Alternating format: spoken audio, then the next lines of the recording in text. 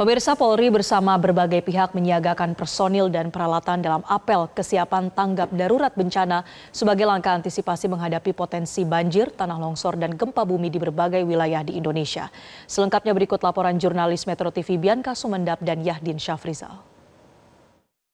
Polri tengah melaksanakan apel kesiapan tanggap darurat bencana. Dan saat ini pemirsa, saya akan menunjukkan kepada Anda kira-kira seperti apa dan pelaksanaannya bagaimana. Selamat siang, Pak. Selamat siang, Mbak. Bapak boleh dijelaskan untuk alat-alat yang ada saat ini apa saja ini, Pak?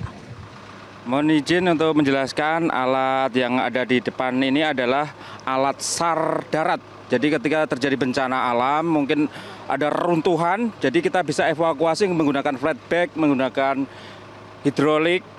Jadi kita menggunakan ini untuk mengevakuasi korban. Jadi mungkin kita bisa mencongkel menggunakan alat tactical rescue itu. Selanjutnya dia masukkan ke flatbed. Selanjutnya mungkin ada besi-besi yang mengganggu di situ, kita potong menggunakan Weber elektrik ini. Nah, seperti itu, Mbak, untuk mengevakuasi. Bisa untuk menarik, ini seperti ini, kita kombinasikan bisa untuk meremas, sehingga bisa terpipih, sehingga bisa memudahkan kita untuk memotong besi itu, Mbak. Jadi memang untuk alat-alat di sini digunakan untuk mengevakuasi korban dengan lebih mudah begitu ya, Pak ya? Siap. Betul ya, Pak ya. Terima kasih, Pak. Ini saya akan mengajak Anda juga pemirsa, kita akan lihat ini ada satu yang menarik juga. Ini adalah mobil identifikasi di mana memang mobil ini dikhususkan begitu untuk mengidentifikasi korban. Jadi pada saat bencana alam, mobil ini bertugas begitu untuk melakukan identifikasi, dan saat ini untuk lebih lanjutnya pemirsa kami akan berbincang juga dari Crime Scene Investigation. Selamat siang, Pak. Selamat siang. Bapak boleh dijelaskan, Pak, untuk mobil identifikasi ini seperti apa, Pak? Karena ini menarik sekali seperti yang saya lihat.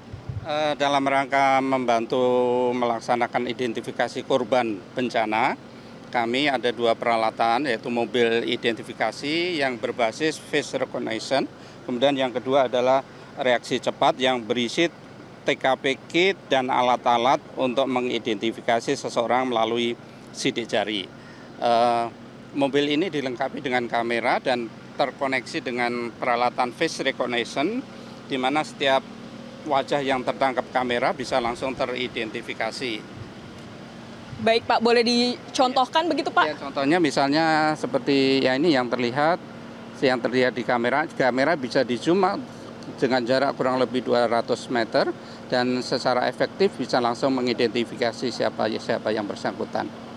Jadi memang alat ini akan memudahkan begitu ya, Pak ya, Iya. pada proses untuk mencari korban begitu dengan adanya alat identifikasi melalui face recognition ya, Pak ya. Pak, tadi Kalau ini yang lebih berbasis kepada identifikasi melalui sidik jari. Jadi setelah ditemukan mayat dengan kantong jenazah, biasanya kami langsung mengambil data AK23, kemudian kita juga menggunakan alat yang namanya IPS ini, nanti bisa dicoba. alatnya apa, Pak? Boleh disampaikan? Inavis Portable System. Jadi ini dengan sidik jari, bisa dengan foto juga wajah, bisa juga dengan iris, tapi tidak dengan ini. Kami memiliki kemampuan untuk mengidentifikasi seseorang. Misalnya contoh Mas Barda ini, nanti langsung ketahuan identitas yang bersangkutan. Kalau ada korban juga kami langsung menempelkan jari dari korban dan nanti langsung ketahuan identitas yang bersangkutan.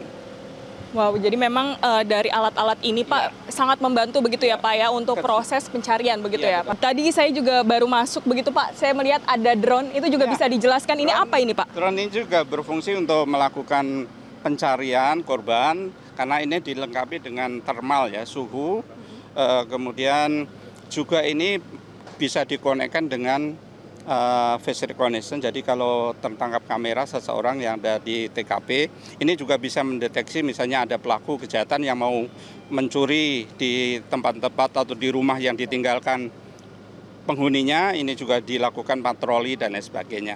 Termasuk juga pemetaan sebaran dari misalnya kebakaran atau banjir atau longsor dan lain sebagainya bisa dilakukan dengan drone ini.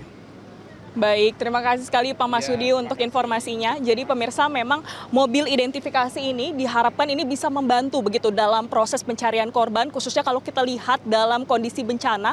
Tentu ini diharapkan ini bisa membantu untuk para petugas dalam proses pencarian. Dan kita lihat juga tadi ada drone yang sudah dijelaskan juga untuk fungsinya.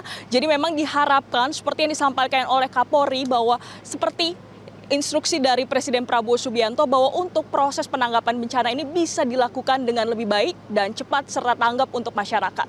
Dari Jakarta, Bianca Sumenda melaporkan untuk Metro TV. Jelajahi cara baru mendapatkan informasi. Download Metro TV Extend sekarang.